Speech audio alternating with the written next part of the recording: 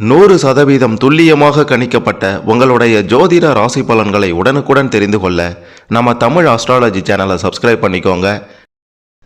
கடகம் ராசியில் பிறந்த உங்களுக்கு 15/4/2026 புதன்கிழமைக்குள்ளார உங்களுடைய கிரக நிலை, கிரக மாற்றம், சனி பகவான், குரு பகவானின் நிலை, சூரிய பகவான், சந்திர பகவானின் பெயர்ச்சி, அது மட்டுமல்லாமல் குரு பகவானினுடைய சாதகமான நிலை காரணமாக இதுவரைக்கும் நடக்காத பல சம்பவங்கள் இந்த காலகட்டத்தில் நடக்கப் போகின்றது.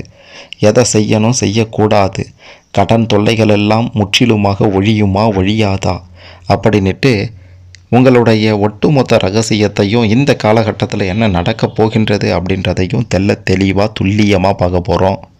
கடைசி வர பாருங்கள், எல்லாமே உங்களுக்கு சிறப்பாக புரியும். அதுக்கு முன்னாடி கடகம் ராசியில் பிறந்த நீங்கள் எந்த மாதத்தில் பிறந்தீங்க அப்படின்றத கமெண்ட்டில் சொல்லுங்கள்.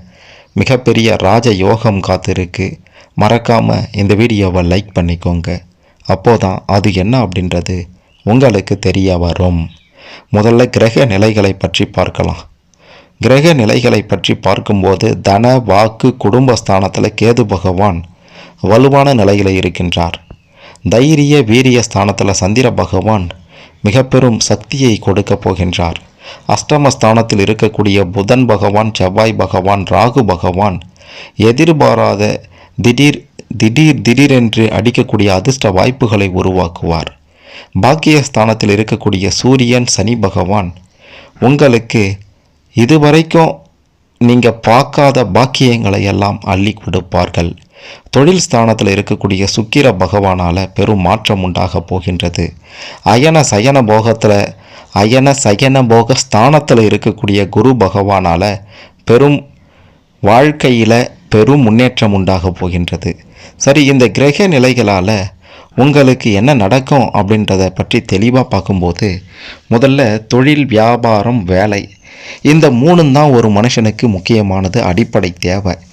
இது இல்லைன்னு வச்சுக்கிங்களா, உங்களுடைய வாழ்க்கை எந்த நிலையில் இருக்கும் அப்படின்ட்டு கற்பனை கூட பண்ணி பார்க்க முடியாது. ஏன்னா உண்ண உணவு, உடை, இருப்பிடம், இது எல்லாத்துக்கும் காரணம் ஒரு தொழில், வியாபாரம் இல்லை வேலை செய்யணும். அதன் மூலமாக பணம் கிடைக்கும். அப்போ தான் நம்மளுடைய தேவையை நம்மளால் பூர்த்தி செய்து கொள்ள முடியும். அந்த வகையில் பார்க்கும்போது இந்த தொழில், வியாபாரம் எல்லாம் கொடிகட்டி பறக்கக்கூடிய அற்புத நிலை இந்த காலகட்டத்தில் இருக்கின்றது. எடுத்து வைக்கக்கூடிய ஒவ்வொரு அடியும் வெற்றிகளை தான் முடியும். தொழில், வியாபாரம் செய்கிறீங்க அப்படின்னா வாடிக்கையாளர்கள் கிட்டவும் உங்களுடைய தொழிலாளர்கள் கிட்டவும் நீங்கள் கொஞ்சம் எச்சரிக்கையோட கவனமாக இருக்கணும், விட்டு கொடுத்து போகணும். இந்த 3 விஷயங்களை சரியாக செஞ்சீங்கன்னா பண வரவு சிறப்பாக இருக்கும். உத்தியோகத்தில் இருப்பவர்கள் வேலை செய்கிற இடத்துல மேல் அதிகாரிகள் கிட்ட பெருசாக கோபப்படாதீங்க. அவங்க சொல்கிறதற்கு ஏற்றார் போல் கேட்டு நடந்துட்டு போயிட்டே இருங்க. பண உயர்வு, அதாவது சம்பள உயர்வு, பதவி உயர்வு எல்லாம் வரக்கூடிய அற்புத காலகட்டமாகவும் இது இருக்க போகின்றது. கடகம் ராசியில் பிறந்த நீங்கள் தொழில் ரீதியாக, வியாபார ரீதியாக, உத்தியோக ரீதியாக சிறப்பான பலன்களை பார்க்க போகிறீங்க.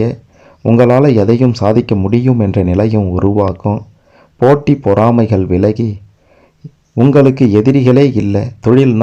தொழில் வியாபாரம்னா முதல்ல போட்டி இருக்கும், பொறாமை இருக்கும், எதிரி இருப்பான். இது 3மே இல்லைன்னா உங்களை யாராலையும் அசைக்க முடியாது. அப்படி ஒரு அசைக்க முடியாத நிலைக்கு தான் இந்த காலகட்டத்தில் நீங்கள் போக போகிறீங்க. சிறப்பான செல்வ செழிப்பான வாழ்க்கையை அமைத்து கொள்வதற்கு தேவையான அனைத்து வளங்களையும் நலங்களையும் சனி பகவானும், குரு பகவானும், ராகு பகவானும் வலுவான நிலையில் அமர்ந்து கொடுக்க காத்து கொண்டிருக்கிறார்கள் என்பது 100% உறுதி. அடுத்ததாக குடும்பத்தின் நிலை. ஒருத்தவங்களுக்கு தொழில், வியாபாரம், உத்தியோகம் இதெல்லாம் எந்த அளவுக்கு முக்கியமோ அதை விட ஒரு படி முக்கியம் குடும்பம். இந்த குடும்பத்தின் நிலை எப்படி இருக்கும் அப்படின்ட்டு கேட்டிங்கன்னா, உங்களுக்கு குடும்பத்தில் இது நாள் வரைக்கும் பெருசாக மரியாதை இல்லையே, இது வரைக்குமே உங்களை சிலர் மதிக்காமல் நடந்து கொள்கிறாங்களே, உறவினராகட்டும் இல்லை சொந்த குடும்பத்தில் இருப்பவங்களே ஆகட்டும், ஒரு சிலர் அப்படி இருப்பாங்க. அந்த நிலையெல்லாம் மாறப்போகின்றது. உங்களுடைய பேச்சுக்கு மதிப்பு கிடைக்கப் போகின்றது.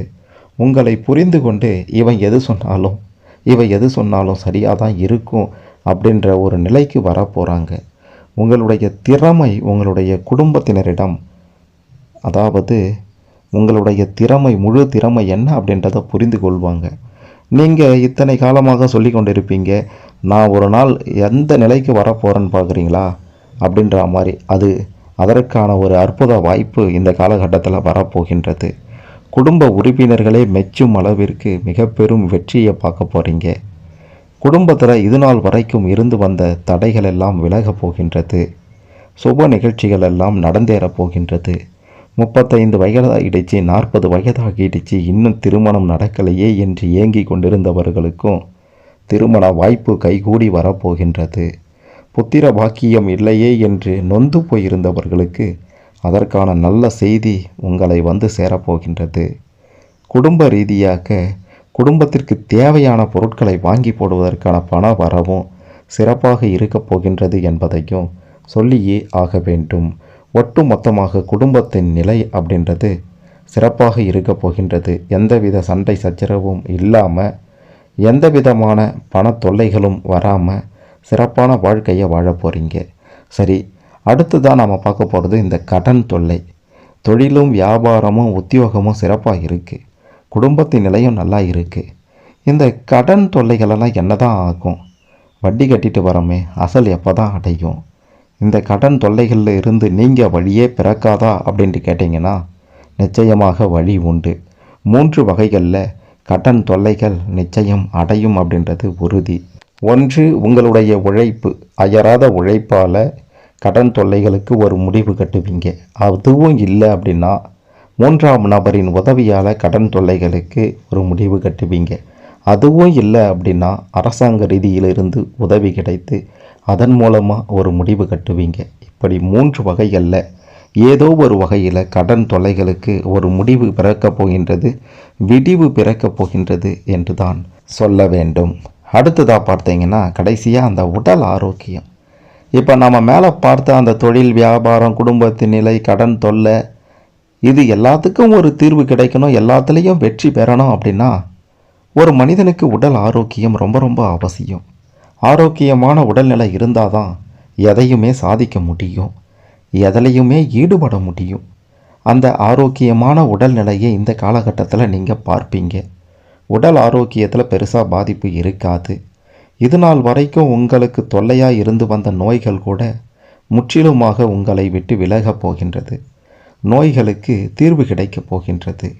ஆகையால் உடல் ஆரோக்கியத்தை பற்றியெல்லாம் கவலையே தேவையில்லை. சிறப்பான உடல் ஆரோக்கியம் அமையப் போகின்றது. குறிப்பாக வண்டி வாகனங்களில் செல்லும் போதும், இரவு நேர பயணங்களில் செல்லும் போதும் கவனமாக இருக்க வேண்டியது ரொம்ப ரொம்ப அவசியம் என்று தான் சொல்ல வேண்டும். இறைவன், அதாவது கடவுள் பார்த்தீங்கன்னா 2 அறிகுறிகளை காமிப்பார். ஒன்று நல்லது, ஒன்று கெட்டது. பாவ புண்ணியங்களை பொறுத்து நல்லது நடக்கும். நல்லது செய்திருந்தால் இல்லை, பாவ புண்ணியங்களை பொறுத்து நல்லது கெட்டது நடக்கும். பாவங்கள் செய்திருந்தீங்கன்னா கெட்டது நடக்கும். நல்லதை செய்திருந்தா, புண்ணியம் பண்ணியிருந்தா நல்லதே நடக்கும். அது இந்த காலகட்டத்தில் நிச்சயம் நடக்கும் அப்படின்றதையும் உறுதியாக சொல்லலாம்.